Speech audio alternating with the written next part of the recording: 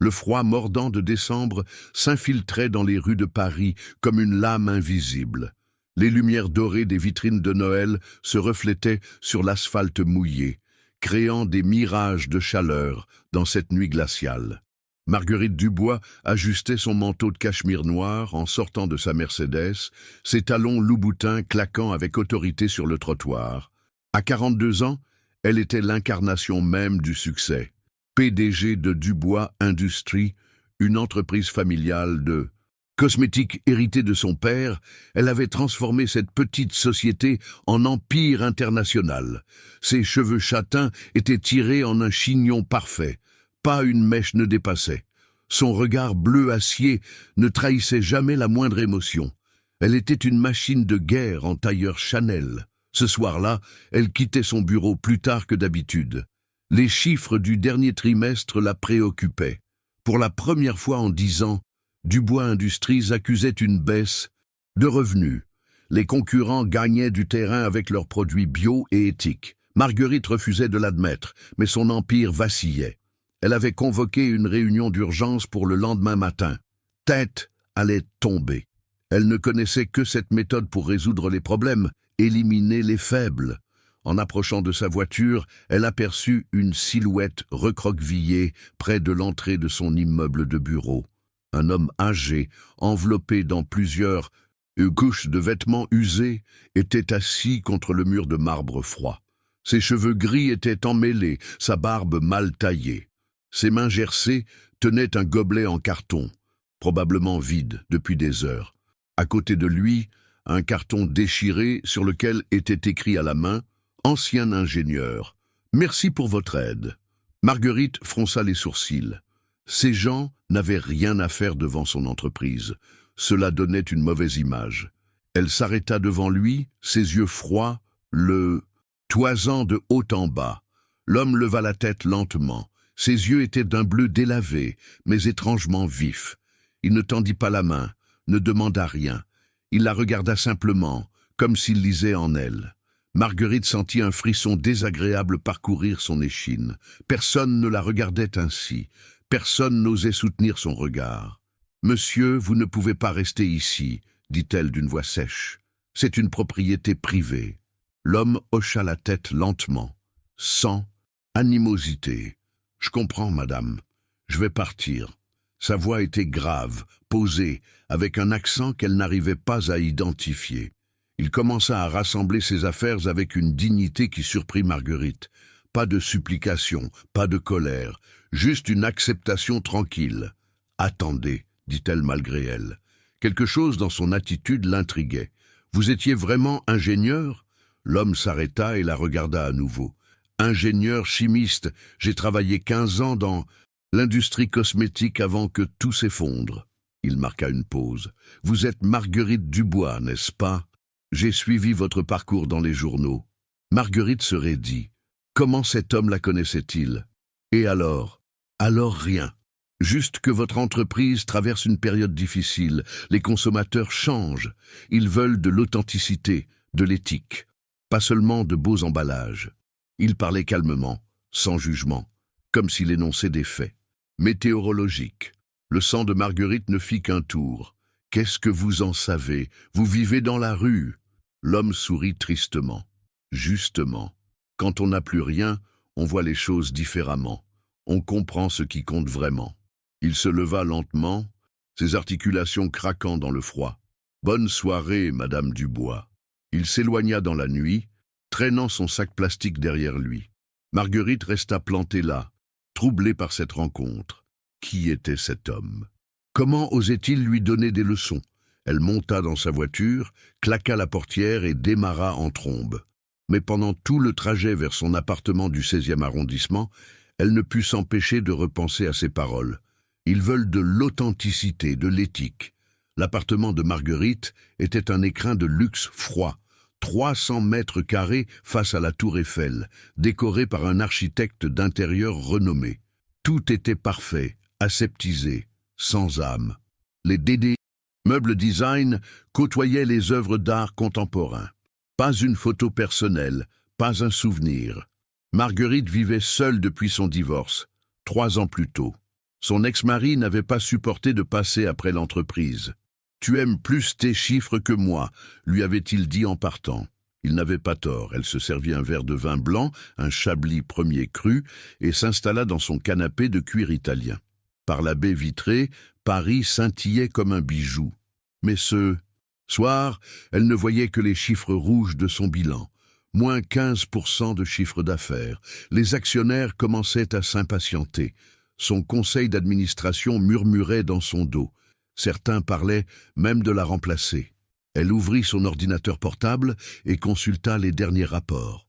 Ses concurrents, notamment Green Beauty et Natura Pure, gagnaient des parts de marché avec leur gamme bio.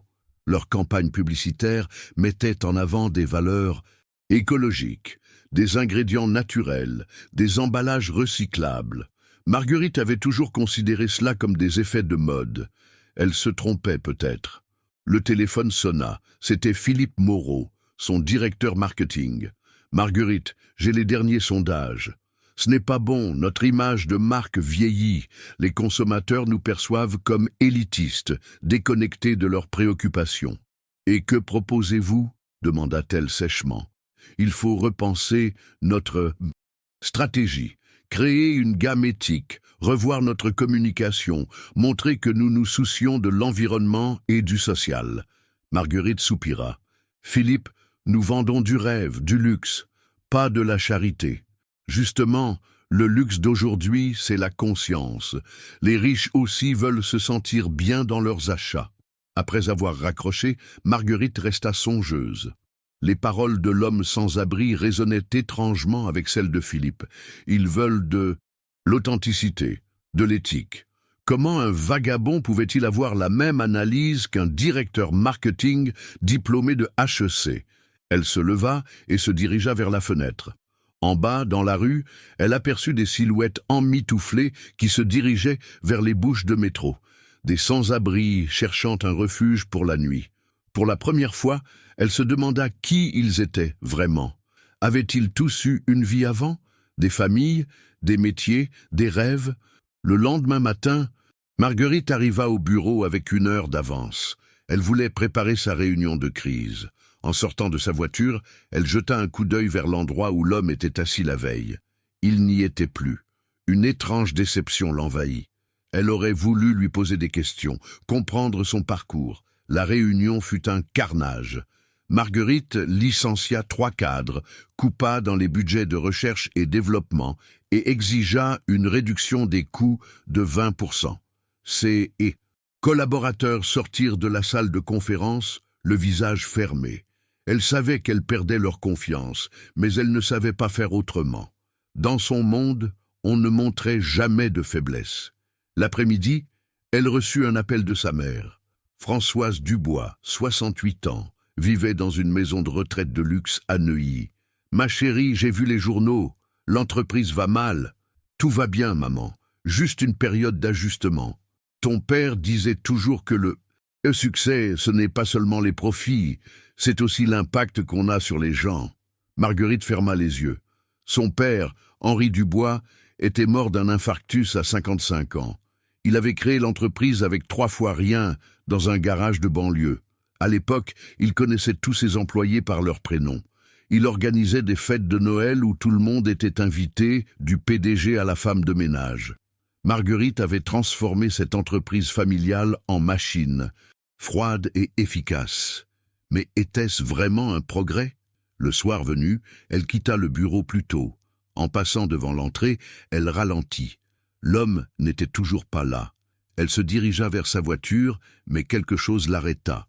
Sur le sol, près du mur, elle aperçut un morceau de papier froissé. Elle se pencha et le ramassa.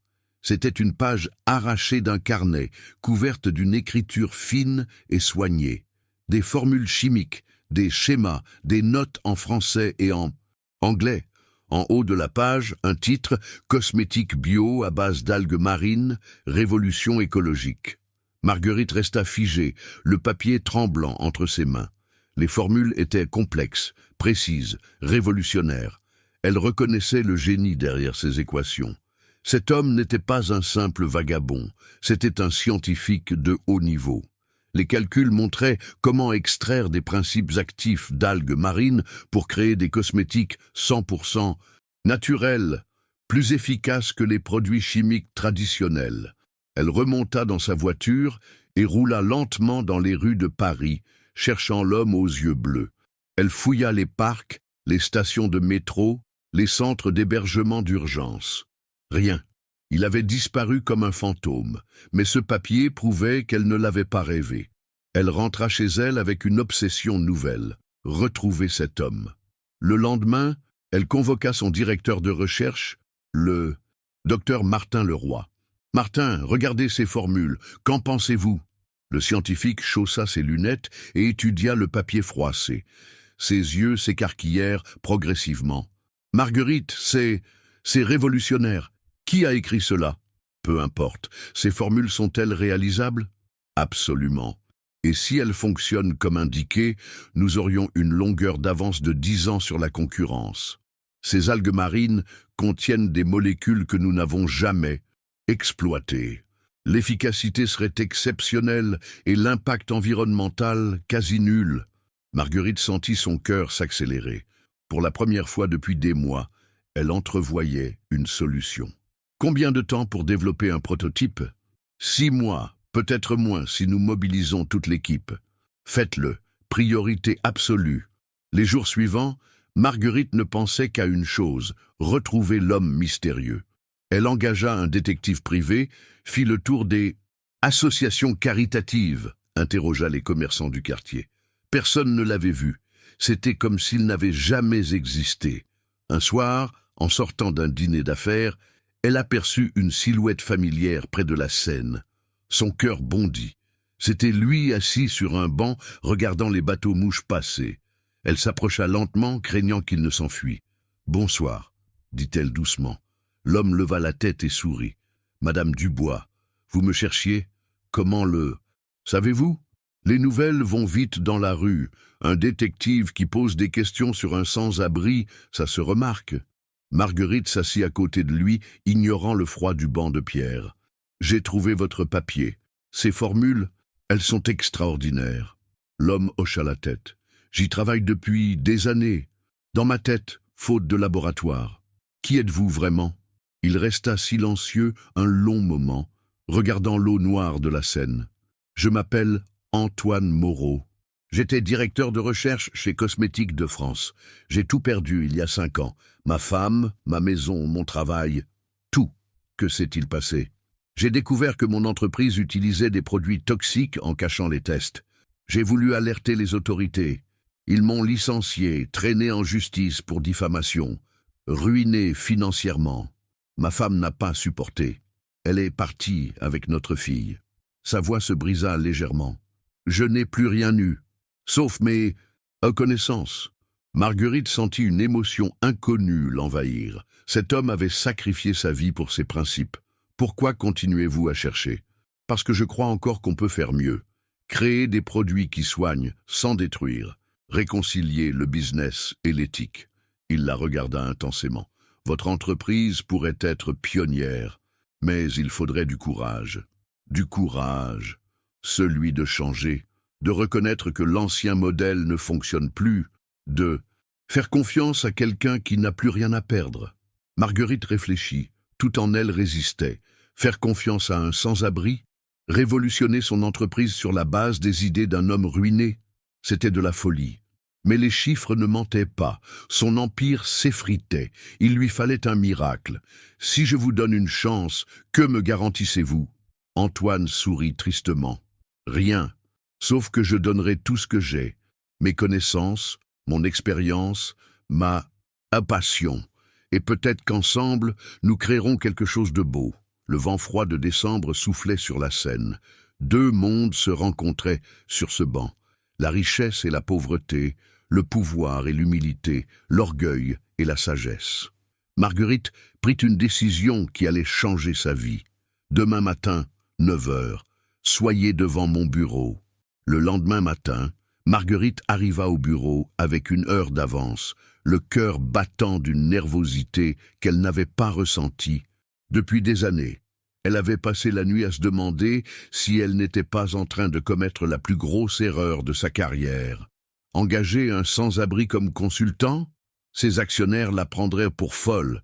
Son conseil d'administration exigerait sa démission immédiate. Mais quelque chose dans le regard d'Antoine Moreau l'avait touché. Une intelligence pure, une passion intacte malgré les épreuves. À 9 heures précises, elle regarda par la fenêtre de son bureau au 15e étage. Antoine était là, debout devant l'entrée, vêtu des mêmes habits usés que la veille. Il avait tenté de se coiffer, de lisser sa barbe, ses chaussures trouées étaient propres. Il portait un sac plastique qui contenait probablement toutes ses possessions. Marguerite prit une profonde inspiration et décrocha son téléphone. « Sylvie, faites monter le monsieur qui attend devant l'entrée, directement dans mon bureau. » Sa secrétaire marqua une pause surprise. Le... Sans-abri, madame. Oui, et je ne veux être dérangé sous aucun prétexte. 10 minutes plus tard, Antoine frappait à sa porte. Quand il entra, Marguerite fut frappée par le contraste saisissant. Cet homme en haillons dans son bureau de PDG, avec ses meubles de designer et sa vue imprenable sur Paris. Mais Antoine ne semblait pas intimidé. Il regardait autour de lui avec curiosité, pas avec envie. « Impressionnant, dit-il simplement. Votre père aurait été fier. » Marguerite fronça les sourcils. « Vous connaissiez mon père ? De réputation. Henri Dubois était respecté dans le milieu. Un homme intègre. » Antoine s'approcha du bureau et posa délicatement son sac plastique. Il disait que le luxe véritable, c'est de pouvoir dormir en paix avec sa conscience. Ces mots touchèrent Marguerite plus qu'elle ne voulait l'admettre. Son père lui manquait. Depuis sa mort, elle avait l'impression de naviguer à vue, de trahir ses valeurs pour des résultats financiers. « Asseyez-vous » dit-elle en désignant le fauteuil en face de son bureau. Antoine s'installa avec précaution, comme s'il craignait de salir le cuir immaculé. Marguerite ouvrit le dossier qu'elle avait préparé. « J'ai fait quelques recherches sur vous cette nuit. Antoine Moreau, 52 ans, diplômé de l'école polytechnique, doctorat en chimie organique. 15 ans chez Cosmétiques de France, 8 brevets déposés. Licencié en 2018 pour faute grave. »« Faute grave ?» répéta Antoine, avec amertume. « C'est ainsi qu'ils ont appelé ma tentative de protéger la santé des consommateurs. Racontez-moi exactement ce qui s'est passé. » Antoine ferma les yeux, comme s'il revivait un cauchemar. J'avais découvert que notre gamme anti-âge contenait un conservateur cancérigène. Les tests internes le prouvaient, mais la direction a décidé de les cacher. Trop d'argent en jeu. J'ai menacé d'alerter l'ANSM. Ils m'ont licencié le jour même et ont lancé une procédure judiciaire contre moi pour vol de secrets industriels et diffamation. Et votre famille ? Claire, ma femme, était professeure de littérature. Elle a d'abord soutenu ma démarche. Mais quand les huissiers sont venus saisir notre maison, quand les journalistes ont commencé à nous harceler, quand notre fille Léa a été harcelée à l'école, elle a craqué. Sa voix se brisa. Elle est partie vivre chez sa sœur à Lyon avec Léa. Elle a demandé le divorce. Je ne les ai pas revus depuis 3 ans. Marguerite sentit sa gorge se serrer. Cet homme avait tout sacrifié pour ses principes. Pourquoi n'avez-vous pas abandonné? Trouver un autre travail? J'ai essayé, mais j'étais grillé dans le milieu. Personne ne voulait embaucher le lanceur d'alerte qui avait fait trembler l'industrie cosmétique. J'ai enchaîné les petits boulots, puis plus rien. La rue. Il releva la tête, ses yeux bleus brillant de détermination. Mais je n'ai jamais cessé de réfléchir, de chercher. Dans ma tête, j'ai continué à développer des formules. C'est ce qui m'a gardé en vie. Marguerite ouvrit son ordinateur portable et fit pivoter l'écran vers Antoine. Regardez ces chiffres. Mon entreprise perd de l'argent pour la première fois depuis sa création. Nos concurrents nous dépassent avec leur gamme bio. J'ai besoin d'une révolution. Antoine étudia les graphiques avec attention. Vos produits sont excellents techniquement, mais ils appartiennent au passé. Les consommateurs ne veulent plus seulement être beaux. Ils veulent être beaux en respectant la planète et leur santé. Et vos formules d'algues marines peuvent nous sauver. Elles peuvent faire plus que vous sauver. Elles peuvent vous propulser 10 ans en avance sur la concurrence. Antoine sortit de son sac plastique un carnet usé, aux pages jaunies. J'ai tout noté ici. 5 ans de recherche. Des formules révolutionnaires basées sur les algues bretonnes. Anti-âge, hydratation, protection solaire. Tout. Naturel, tout efficace. Marguerite feuilleta le carnet. Chaque page était couverte d'équations complexes, de schémas détaillés, de notes en plusieurs langues. C'était le travail d'un génie. Pourquoi me faire confiance? Je représente tout ce que vous combattez. Le capitalisme sauvage, l'industrie sans scrupules. Antoine sourit tristement. Parce que vous êtes ici, parce que vous m'écoutez, parce que dans vos yeux, je vois la même soif de réussir que votre père avait. Mais aussi, quelque chose de plus, une conscience qui s'éveille. Un silence pesant s'installa dans le bureau. Dehors, Paris grondait de son activité matinale. Marguerite réfléchissait à toute vitesse. Engager Antoine était un pari énorme. Mais ne rien faire, c'était la mort assurée de son entreprise. Quelles sont vos conditions? Je ne veux pas d'argent pour moi, juste un laboratoire, une équipe, et la promesse que nous irons jusqu'au bout, que nous ne cacherons rien, que nous ne mentirons, pas aux consommateurs. Et en échange, je vous donne tout, mes formules, mon expérience, ma réputation. Si ça marche, votre entreprise deviendra leader mondial des cosmétiques éthiques. Si ça échoue, il haussa les épaules. Je n'ai plus rien à perdre. Marguerite se leva et se dirigea vers la fenêtre. En bas, les gens couraient dans tous les sens, pressés, stressés, poursuivant des objectifs qu'ils ne comprenaient plus. Elle pensait à son père, à ses valeurs, à l'héritage, qu'elle voulait laisser. « D'accord », dit-elle en se retournant, « mais nous faisons les choses correctement. Je vous installe dans un appartement, je vous donne des vêtements décents, et nous présentons votre arrivée comme le recrutement d'un consultant de haut niveau. » Antoine secoua la tête. « Non, pas de mensonge. Si vous avez honte de moi, notre collaboration ne fonctionnera pas. Je n'ai pas honte de vous. J'ai peur de la réaction de mes équipes. Alors c'est le moment de leur montrer qui vous êtes vraiment, la fille d'Henri Dubois ou juste une PDG comme les autres. » Ces mots firent l'effet d'une gifle. Marguerite réalisa qu'Antoine avait raison. Elle devait choisir son camp. « Très bien, nous commençons aujourd'hui. Je convoque une réunion avec l'équipe de recherche et développement. Vous leur présenterez vos travaux. Comme ça, en haillons, comme ça. Les idées n'ont pas besoin de costume-cravate pour être brillantes. » Pour la première fois depuis leur rencontre, Antoine sourit vraiment. Un sourire qui illumina son visage fatigué et révéla l'homme qu'il avait été. « Merci, Marguerite. Vous ne le regretterez pas. » Mais au fond d'elle-même, Marguerite n'en était pas si sûre. Elle venait de prendre la décision la plus risquée de sa carrière. Dans quelques heures, elle allait présenter un sans-abri à ses cadres supérieurs comme leur nouveau consultant. Sa réputation était en jeu, son entreprise aussi. Mais pour la première fois depuis des années, elle se sentait vivante. La salle de conférence du 15e étage bourdonnait de conversations inquiètes. Marguerite avait convoqué une réunion d'urgence avec tous les cadres de la recherche et développement. 12 personnes autour de la table en acajou massif, directeurs, chefs de projet, scientifiques. Tous se demandaient pourquoi leur PDG avait l'air si tendu. Depuis une semaine, elle multipliait les décisions étranges. D'abord les licenciements brutaux, maintenant cette réunion mystérieuse. Le docteur Martin Leroy, directeur de la recherche, ajustait nerveusement ses lunettes. À 55 ans, il dirigeait les laboratoires Dubois depuis 10 ans. Homme méticuleux et conservateur, il n'aimait pas les surprises. « Marguerite, de quoi s'agit-il exactement? Votre message parlait d'un nouveau consultant. »« Patience, Martin, il arrive. » Sylvie, la secrétaire, passa la tête par la porte. « Madame Dubois, Monsieur Moreau est là.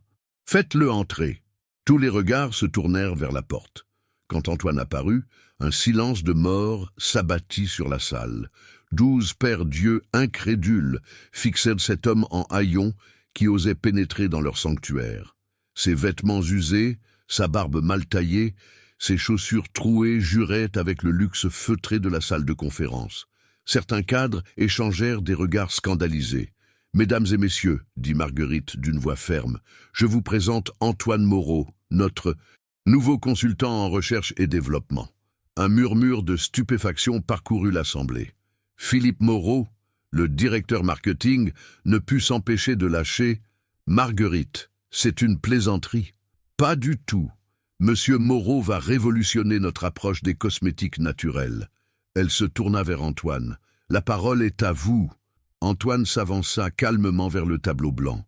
Il ne semblait pas intimidé par les regards hostiles.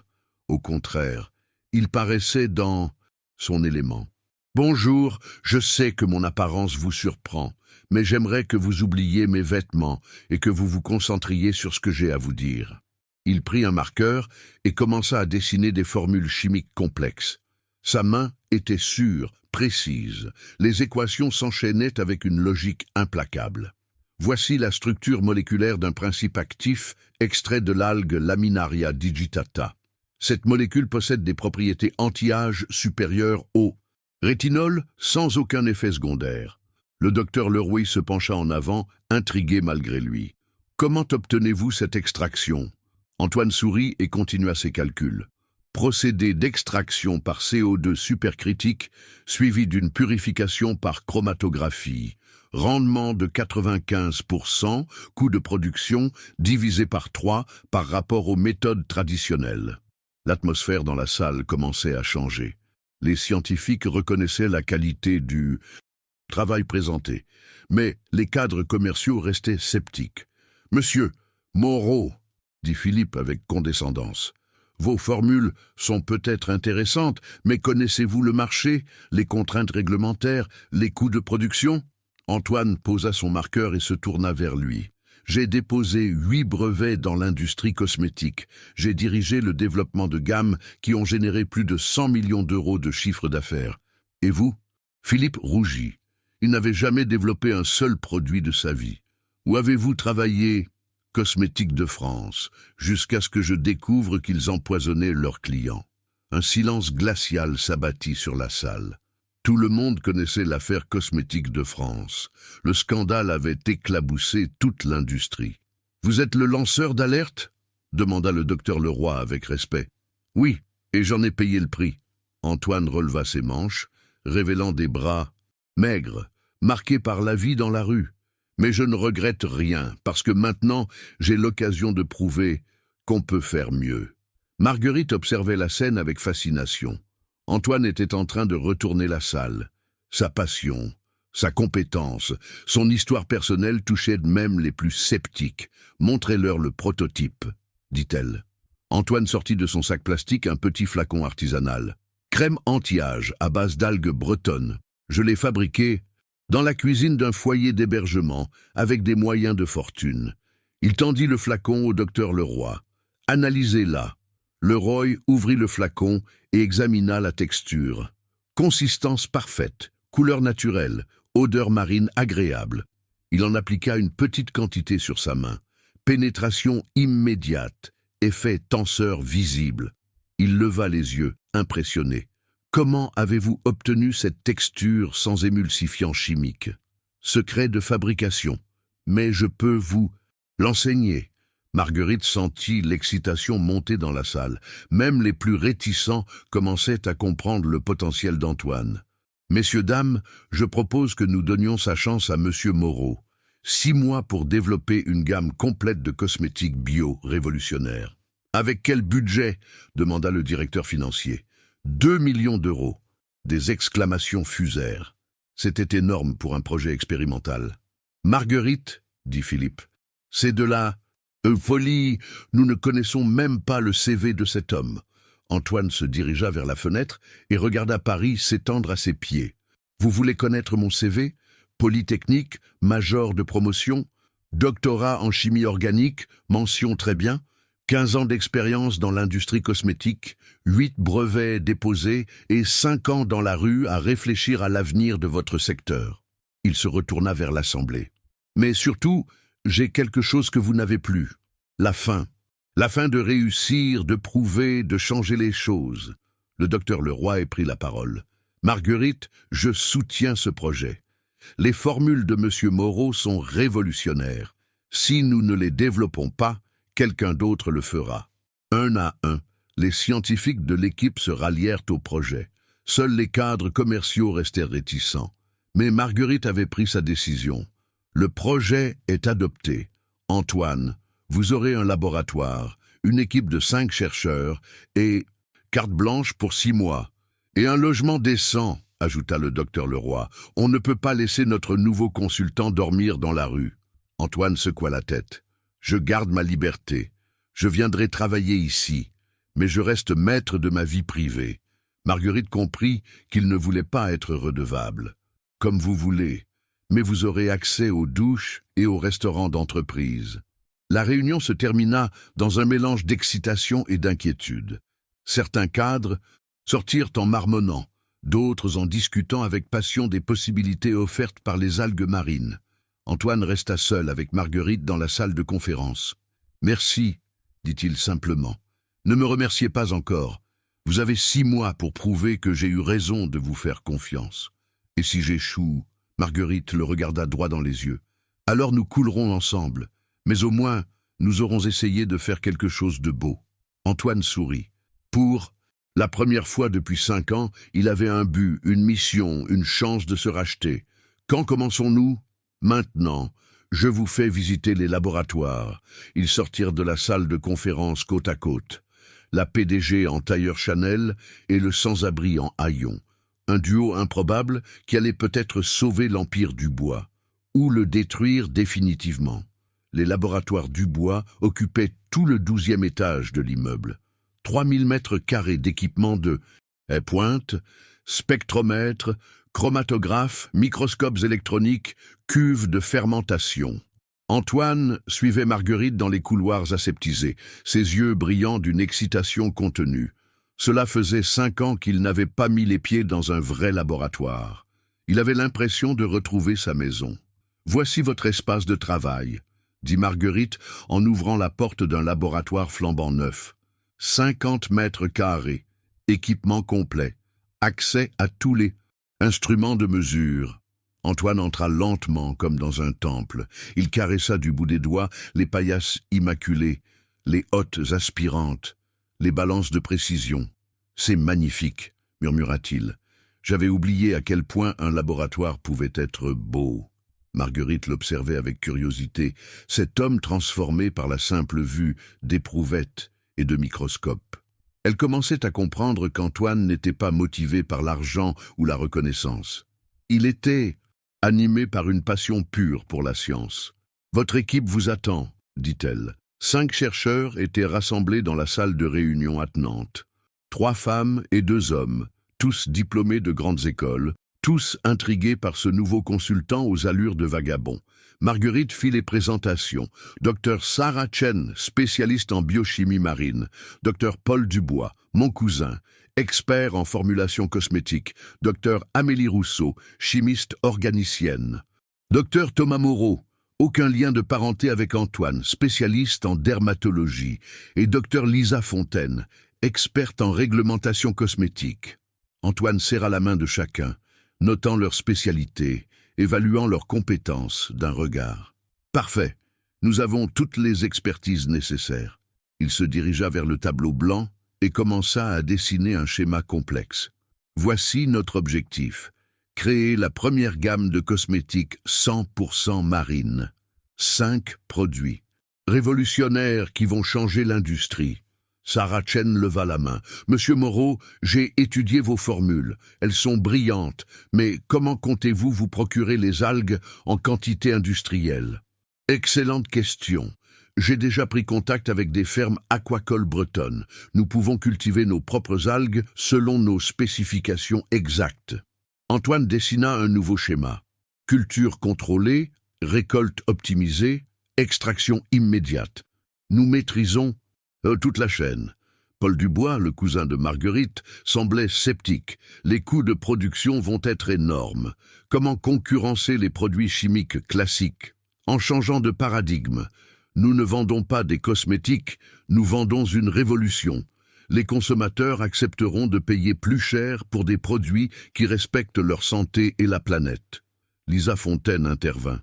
Et la réglementation européenne? Les nouveaux ingrédients nécessitent des années de tests. Antoine sourit. J'ai anticipé ce problème. Mes algues sont déjà utilisées dans l'alimentation. Le passage aux cosmétiques sera plus simple. Il sortit de son sac plastique une liasse de documents froissés.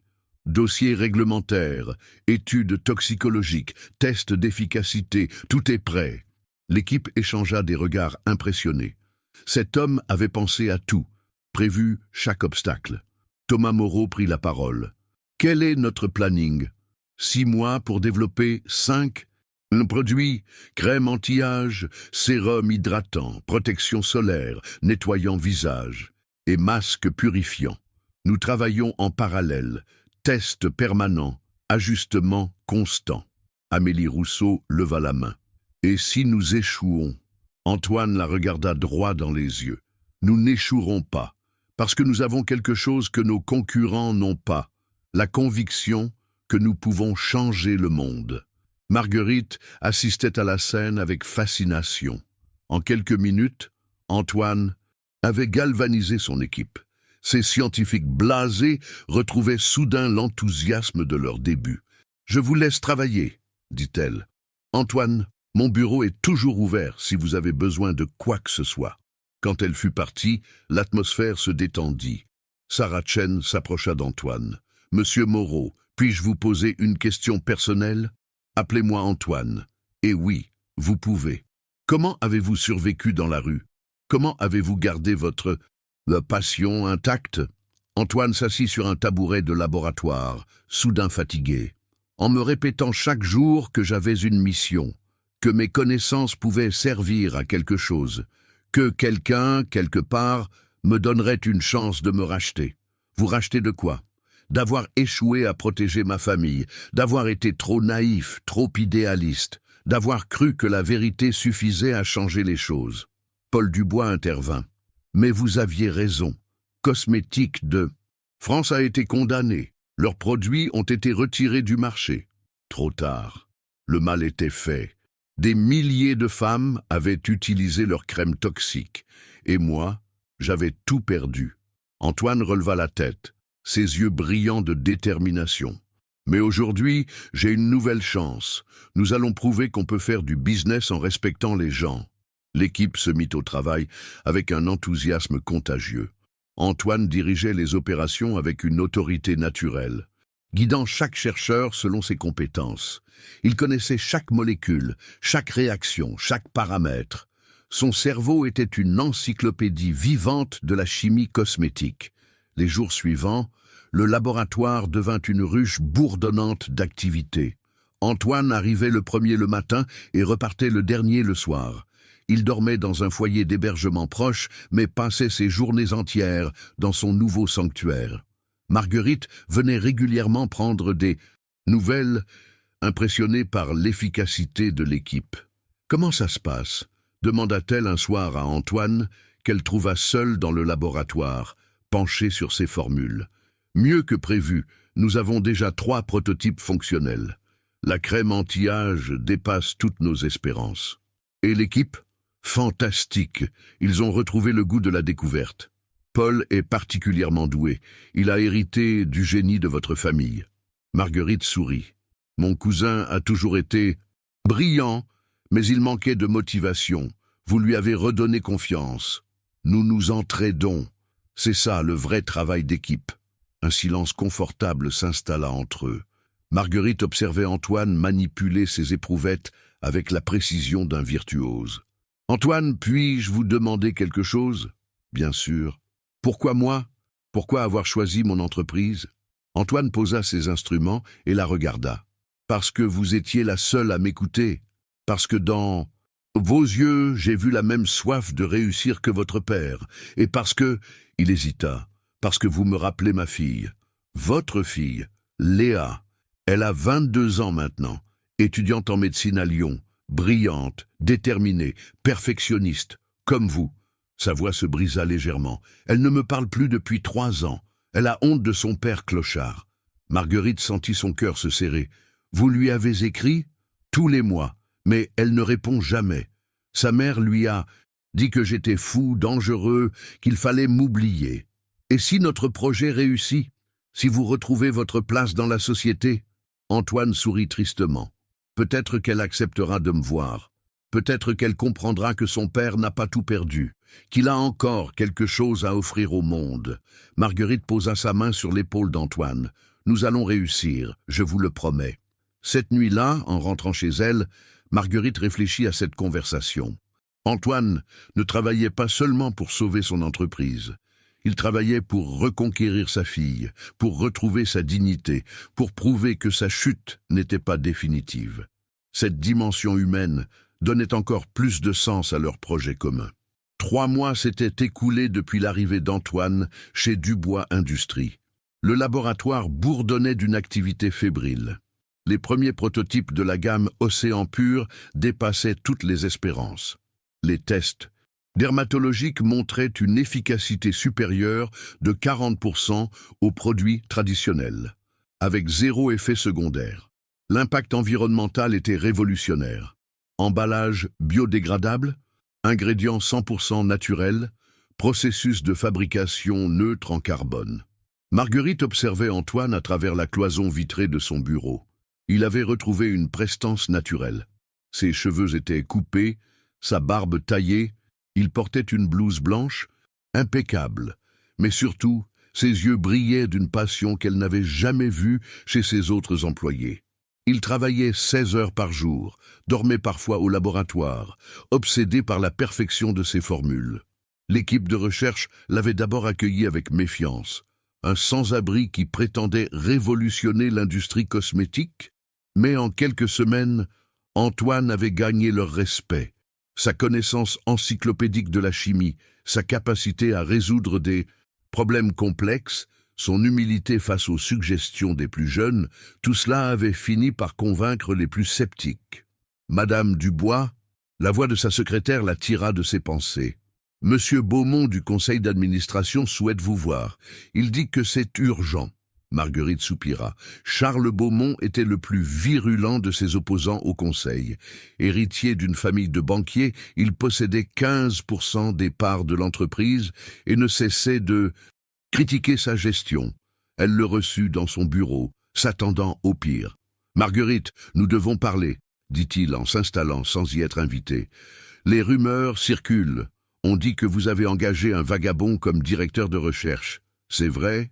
Antoine Moreau est un ingénieur chimiste de haut niveau. Son passé personnel ne regarde que lui. Son passé personnel. » Beaumont ricana. « J'ai fait mes propres recherches. Cet homme a été licencié pour faute grave, poursuivi en justice, ruiné, et vous lui confiez l'avenir de notre entreprise. Les résultats parlent d'eux-mêmes. Nos nouveaux produits vont révolutionner le marché. Nos actionnaires ne l'entendent pas de cette oreille. Ils s'inquiètent de votre jugement. Certains parlent de convoquer une assemblée générale extraordinaire. » Marguerite sentit le sol se dérober sous ses pieds. Une assemblée extraordinaire pouvait signifier sa destitution. « Qu'est-ce que vous voulez, Charles ? Que vous repreniez vos esprits. Licenciez cet homme, revenez à une stratégie classique et nous oublierons cet épisode. Et si je refuse, alors nous prendrons les mesures nécessaires pour protéger nos investissements. » Après le départ de Beaumont, Marguerite resta prostrée dans son fauteuil. Elle avait sous-estimé la résistance du conseil. Ces hommes en costume ne comprenaient que les chiffres à court terme. Ils ne voyaient pas la révolution en marche. Elle devait agir vite, prouver que sa stratégie était la bonne, avant qu'ils ne la destituent. Elle descendit au laboratoire où Antoine finalisait les derniers tests. « Antoine, nous avons un problème. Le conseil d'administration fait pression pour que je vous licencie. » Antoine leva la tête de son microscope sans surprise. « Je m'y attendais. Les changements font peur aux conservateurs. Combien de temps nous faut-il pour avoir un produit fini, prêt à commercialiser ? 3 semaines pour la crème anti-âge, 1 mois pour la gamme complète. C'est trop long.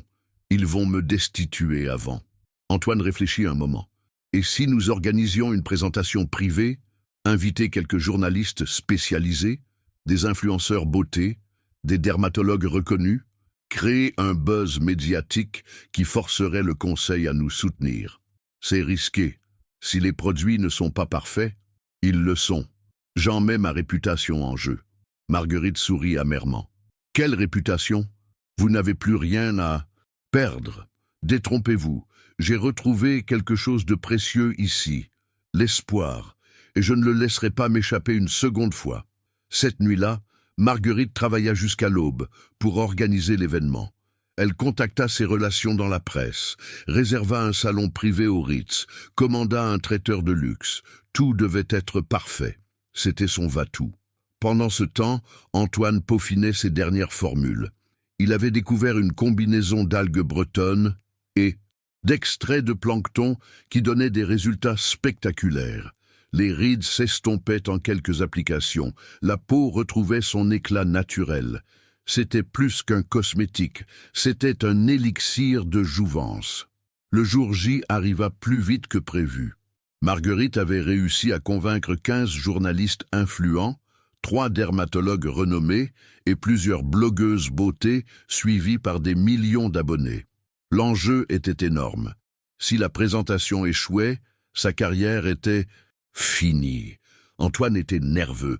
Il n'avait pas parlé en public depuis 5 ans.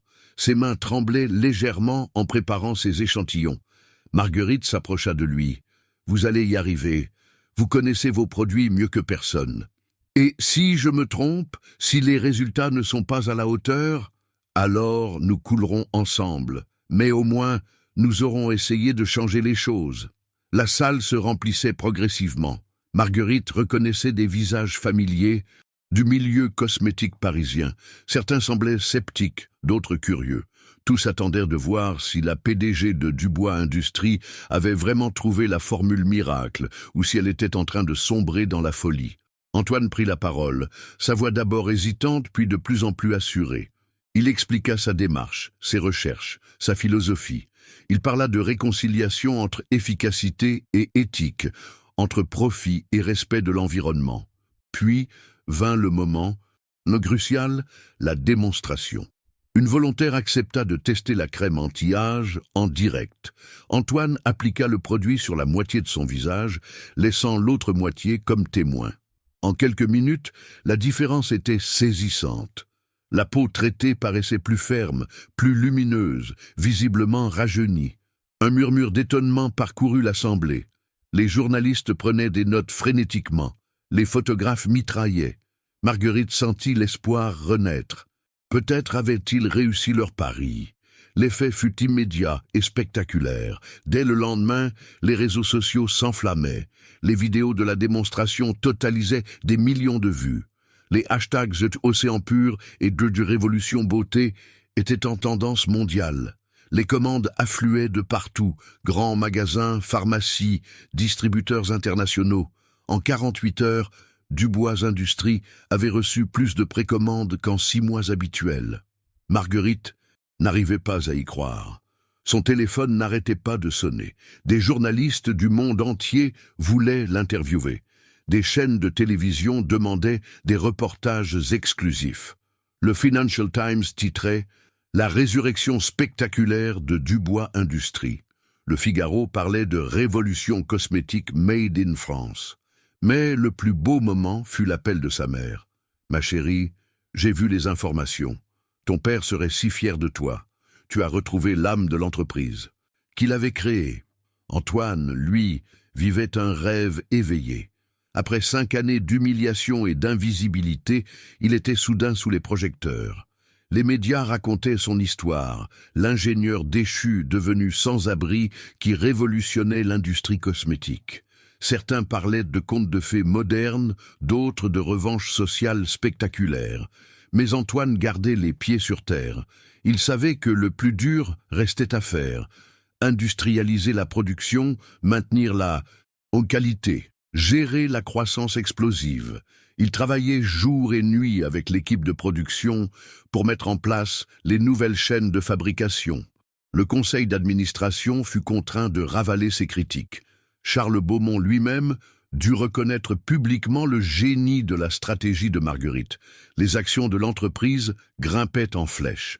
En 1 semaine, la valorisation avait doublé. « Marguerite, vous avez gagné », admit Beaumont lors de la réunion d'urgence du conseil. « Je me suis trompé sur votre protégé. Cet homme est effectivement un génie. » Ce n'est pas mon protégé, Charles.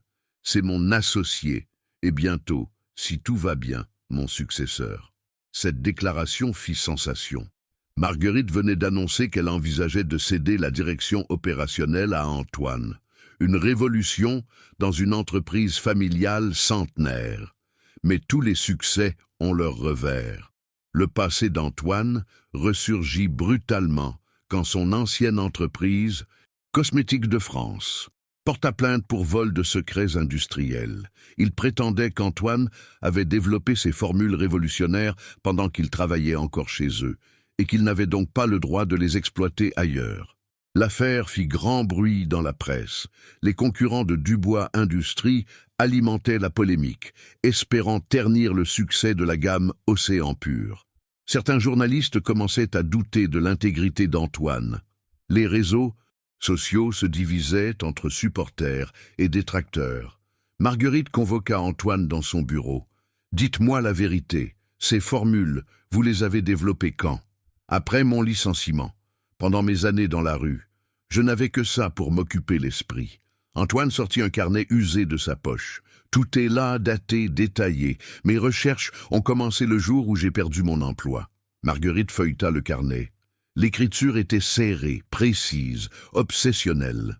On sentait la solitude et la détermination de l'homme qui l'avait rédigé. « Pourquoi ne m'avez-vous pas montré cela plus tôt ? » « Parce que je ne pensais pas qu'on remettrait ma parole en doute.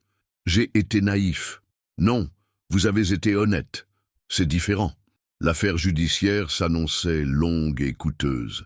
Les avocats de Cosmétiques de France étaient redoutables.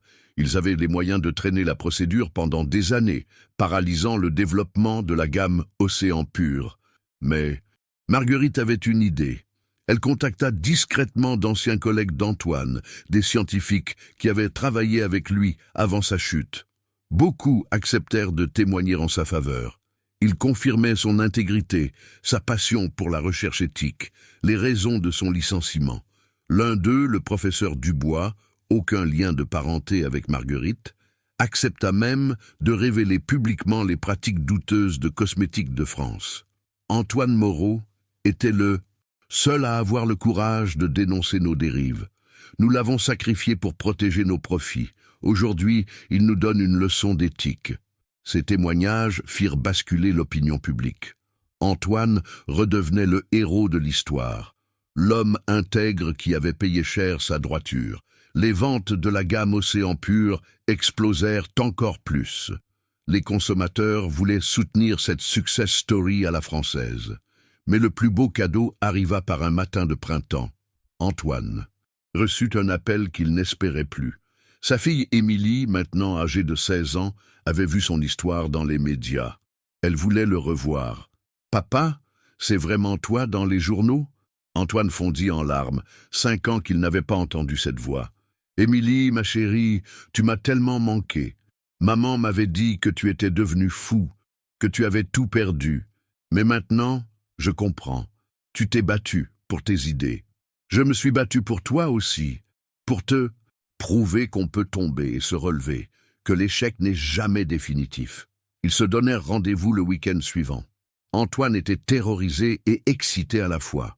Comment sa fille le percevrait-elle? Pourrait-elle lui pardonner ses années d'absence? Marguerite observait son associé avec émotion. Elle comprenait maintenant que leur collaboration dépassait le simple business. Ils s'étaient mutuellement sauvés. Elle lui avait redonné une chance. Il lui avait redonné une âme. Le samedi matin, Antoine attendait sa fille dans un café près de la gare du Nord. Il avait choisi un lieu neutre, sans ostentation, pour ne pas l'impressionner. Ses mains tremblaient en tenant sa tasse de café. 5 années d'absence. C'était long dans la vie d'un adolescent. Émilie avait 11 ans quand il avait tout perdu. Elle en avait maintenant 16, une jeune femme qu'il ne connaissait plus.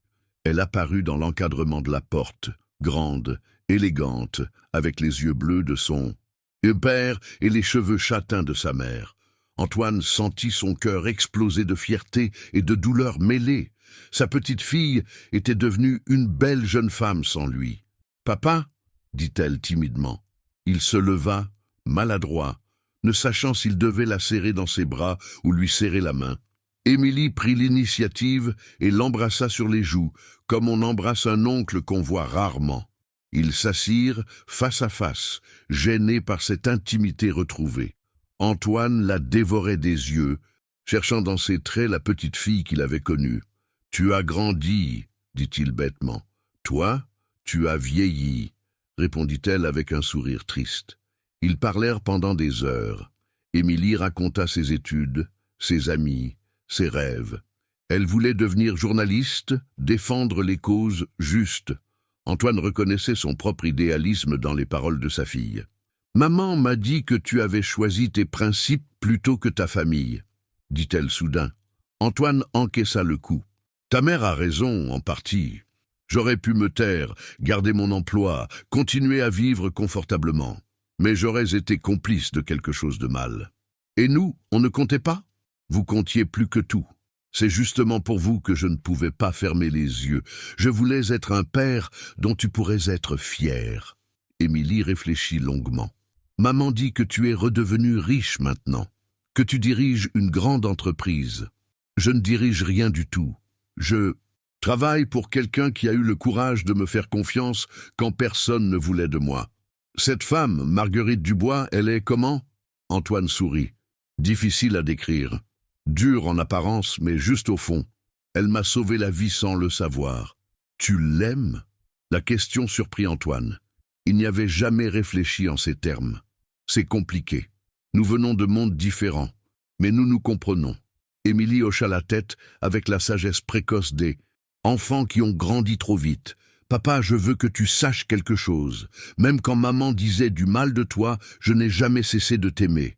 J'étais juste en colère que tu nous aies abandonnés. Je ne vous ai pas abandonnés. On m'a interdit de vous voir. Ta mère avait peur que ma situation vous fasse du mal. Je sais. Maintenant, je comprends mieux. » Ils se quittèrent, avec la promesse de se revoir bientôt. Antoine rentra au bureau le cœur léger pour la première fois depuis des années. Sa fille lui avait pardonné. Il avait retrouvé une famille. Marguerite l'attendait dans son bureau, un sourire inhabituel aux lèvres. « Alors, cette rencontre ? Merveilleuse. Émilie a accepté de me revoir. Elle veut même visiter l'entreprise. Parfait, parce que j'ai une proposition à vous faire. » Antoine s'assit, intrigué. Marguerite semblait nerveuse, ce qui ne lui ressemblait pas. « Antoine, ces derniers mois ont changé ma vision des choses. Vous m'avez appris que le succès ne se mesure pas qu'en chiffres, que l'humain doit rester au centre de tout. Où voulez-vous en venir ? Je veux vous proposer un partenariat, pas seulement comme employé, mais comme associé à part entière. 50-50. » Antoine resta bouche bée. « Marguerite, vous ne pouvez pas faire ça. Cette entreprise est votre héritage familial. Justement, mon père l'a créée pour aider les gens, pas pour s'enrichir. Vous incarnez mieux que moi ces valeurs originelles. Et votre, un conseil d'administration, ils ne l'accepteront jamais. Ils n'ont pas le choix. Nos résultats parlent pour nous.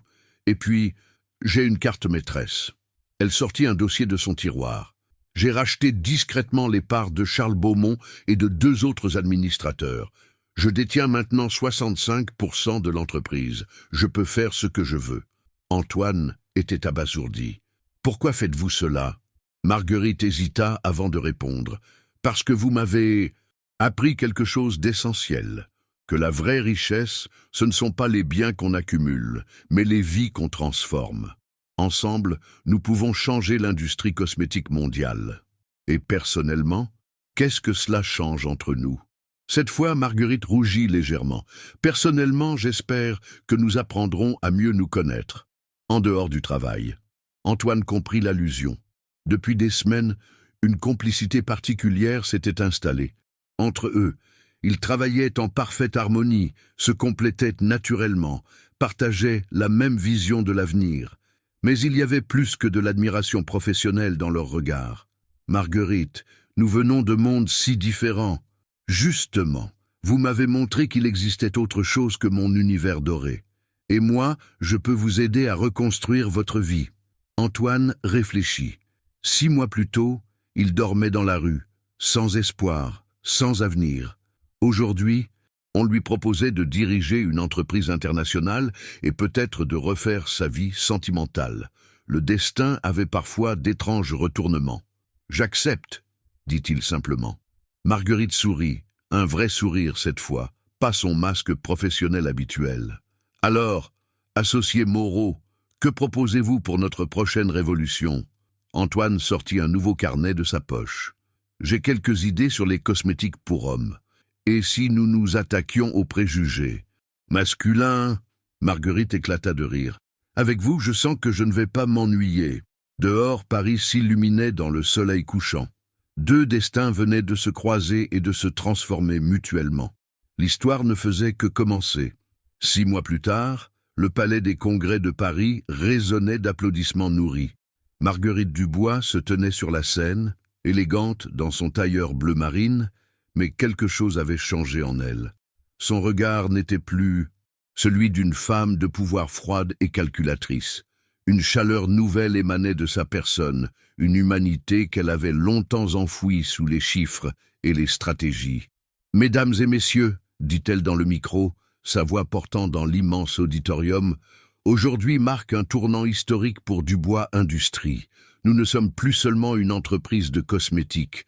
Nous sommes devenus un symbole d'espoir, de réconciliation entre le business et l'éthique. » Dans la salle, 3000 personnes l'écoutaient religieusement. Journalistes, investisseurs, concurrents, employés, tous étaient venus assister au lancement officiel d'Océan Pur, la gamme qui avait révolutionné l'industrie cosmétique mondiale. Les commandes affluaient du monde entier. Les grands magasins se disputaient l'exclusivité. Wall Street parlait déjà de miracle français. « Mais cette réussite, » continua Marguerite, « je ne la dois pas à mon génie personnel. Je la dois à un homme qui m'a appris que la vraie richesse ne se mesure pas en euros, mais en impact humain. » Elle se tourna vers les coulisses et fit un geste de la main. Antoine Moreau apparut, méconnaissable. Rasé de près, vêtu d'un costume élégant, il avait retrouvé sa prestance d'ancien directeur de recherche, mais surtout ses yeux brillaient d'une fierté retrouvée. À ses côtés marchait une jeune femme de 25 ans, brune aux yeux verts, qui lui ressemblait trait pour trait. « Voici Antoine Moreau, » annonça Marguerite, « notre nouveau directeur scientifique, et l'homme sans qui rien de tout cela n'aurait été possible. » L'ovation fut assourdissante. Antoine s'avança vers le micro, ému aux larmes. « Il y a 1 an, je dormais dans la rue. J'avais tout perdu, ma famille, ma carrière, ma dignité. Je pensais que ma vie était finie. » Sa voix tremblait légèrement. Mais Marguerite Dubois m'a donné quelque chose de plus précieux que de l'argent. Elle m'a donné une seconde chance. Il regarda sa fille dans le public. Émilie était revenue dans sa vie 3 mois plus tôt, après avoir lu un article sur son père dans Le Figaro. Les retrouvailles avaient été déchirantes. 5 années de séparation, de silence, de douleur. Mais l'amour paternel avait survécu à tout. Émilie, devenue journaliste, avait d'abord été sceptique. Comment son père, qu'elle croyait définitivement perdu, avait-il pu renaître de ses cendres? « Papa, » lui avait-elle dit lors de leur première rencontre dans un café parisien, « j'ai eu si peur de te revoir. J'avais honte de toi, honte de ce que tu étais devenu. » Antoine avait encaissé ces mots comme des coups de poignard. « Je comprends, ma chérie, j'ai eu honte de moi aussi. Mais regarde-moi maintenant, regarde ce que nous avons construit. » Émilie avait découvert les laboratoires, rencontré les équipes, compris l'ampleur de la révolution scientifique menée par son père. Sa honte s'était muée en admiration, puis en fierté. « Tu as toujours été un visionnaire, papa. Même dans la rue, tu continuais à chercher, à espérer. » Sur scène, Antoine poursuivait son discours. Cette gamme Océan Pur représente plus qu'une innovation cosmétique. Elle prouve qu'on peut réussir sans compromettre ses valeurs, que l'éthique et la performance peuvent aller de pair, que les échecs ne sont que des détours vers la réussite. Dans les coulisses, Philippe Moreau, le directeur marketing, observait la scène avec satisfaction. Les ventes avaient explosé. Dubois Industries était passé de la quasi-faillite au statut de leader mondial en moins d'1 an. Les concurrents tentaient désespérément de copier leur formule, sans succès. Le secret résidait dans l'alchimie unique entre le génie scientifique d'Antoine et la vision stratégique de Marguerite. « Nous avons également une annonce importante, » reprit Marguerite en reprenant le micro. Dubois Industries lance aujourd'hui la fondation Antoine Moreau, dédiée à la réinsertion professionnelle des personnes en situation de précarité, parce que derrière chaque sans-abri se cache peut-être un génie méconnu. L'émotion gagna l'Assemblée. Plusieurs personnes essuyaient discrètement leurs larmes. Cette histoire touchait quelque chose d'universel, la rédemption, la seconde chance, la reconnaissance du talent là où on ne l'attend pas. Après la conférence, Marguerite et Antoine se retrouvèrent sur la terrasse de l'hôtel, contemplant Paris qui s'illuminait dans la nuit. « Vous réalisez ce que nous avons accompli ?» demanda Marguerite. « Nous avons sauvé votre entreprise, créé des emplois, révolutionné une industrie, » répondit Antoine. « Mais surtout, nous avons prouvé qu'il n'est jamais trop tard pour changer. J'ai appris quelque chose d'essentiel grâce à vous, » avoua Marguerite. « Le succès sans humanité n'est qu'une illusion. Mon père l'avait compris. J'avais oublié. » Antoine sourit. « Et moi, j'ai appris qu'on peut tomber très bas et remonter très haut, que la dignité ne dépend pas de ce qu'on possède, mais de ce qu'on apporte aux autres. » Émilie les rejoignit, rayonnante. « Papa, j'ai une surprise pour toi. » Elle sortit de son sac un exemplaire du magazine Elle. En couverture, une photo d'Antoine dans son laboratoire avec le titre « L'homme qui a révolutionné la beauté ». Mon article fait la une. Le monde entier va connaître ton histoire. Antoine serra sa fille dans ses bras, les larmes aux yeux. « Tu sais ce qui me rend le plus fier? Ce n'est pas la réussite professionnelle, c'est de t'avoir retrouvé, c'est de voir la fierté dans tes yeux. » « Et moi, » dit Émilie, « je suis fière d'avoir un père qui n'a jamais renoncé à ses rêves, même dans l'adversité. » Marguerite observait cette scène familiale avec une pointe de mélancolie. Elle pensait à sa propre solitude, à son appartement vide, à sa vie centrée uniquement sur le travail. « Antoine, puis-je vous poser une question personnelle? » « Bien sûr. Comment fait-on pour concilier réussite professionnelle et bonheur personnel ?» Antoine réfléchit un instant. « En se rappelant que le travail n'est qu'un moyen, pas une fin. La vraie réussite, c'est d'être entouré de gens qu'on aime et qui nous aiment en retour. » Marguerite hocha la tête. Elle avait 42 ans. Il n'était peut-être pas trop tard pour elle aussi de changer, de s'ouvrir, de construire autre chose qu'un empire financier. 3 mois plus tard, Dubois Industries organisait sa première fête de Noël depuis 10 ans. Tous les employés étaient invités, du PDG à l'agent d'entretien. Marguerite avait insisté pour que ce soit dans l'esprit de son père, convivial, chaleureux, familial. Antoine était là avec Émilie, qui était devenue la nouvelle directrice de communication de l'entreprise. « Vous savez, » dit Marguerite à Antoine en regardant leurs collègues danser et rire, « il y a un an, j'étais la femme la plus seule de Paris. Aujourd'hui, j'ai l'impression d'avoir une famille. C'est le plus beau cadeau que vous puissiez me faire, » répondit Antoine. « Voir que notre rencontre vous a transformé autant qu'elle m'a sauvé. » Dehors, la neige commençait à tomber sur Paris. Dans les rues, d'autres sans-abri cherchaient un refuge pour la nuit. Marguerite pensait à eux différemment maintenant. Elle avait créé un programme d'embauche prioritaire pour les personnes en difficulté. 5 anciens SDF travaillaient désormais chez Dubois Industries. Chacun avait une histoire, des compétences, une dignité à retrouver. L'année suivante, Antoine Moreau recevait le prix Nobel de chimie pour ses recherches sur les cosmétiques bio-marins. Dans son discours de remerciement à Stockholm, il dédia sa récompense à tous ceux qui sont tombés et qui se relèvent, à tous ceux qui croient encore aux secondes chances.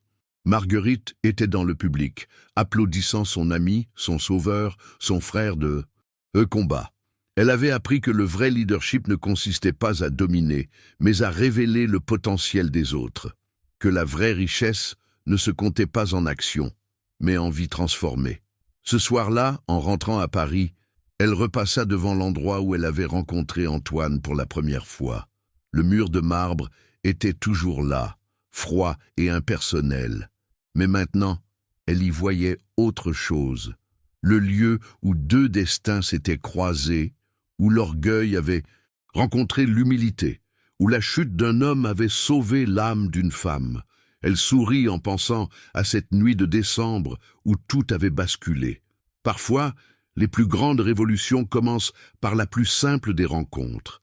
Parfois, il suffit de regarder vraiment quelqu'un pour découvrir un trésor caché. Parfois, sauver les autres, c'est se sauver soi-même. L'histoire d'Antoine et Marguerite était devenue légende dans le monde des affaires. Mais pour eux, c'était simplement l'histoire de deux êtres humains qui avaient appris à voir au-delà des apparences, à croire aux miracles du quotidien, à transformer leurs blessures en force. Et dans les rues de Paris, la vie continuait, pleine de rencontres possibles, de destins qui s'ignorent, de génies qui dorment sur les bancs en attendant qu'une main se tende vers eux.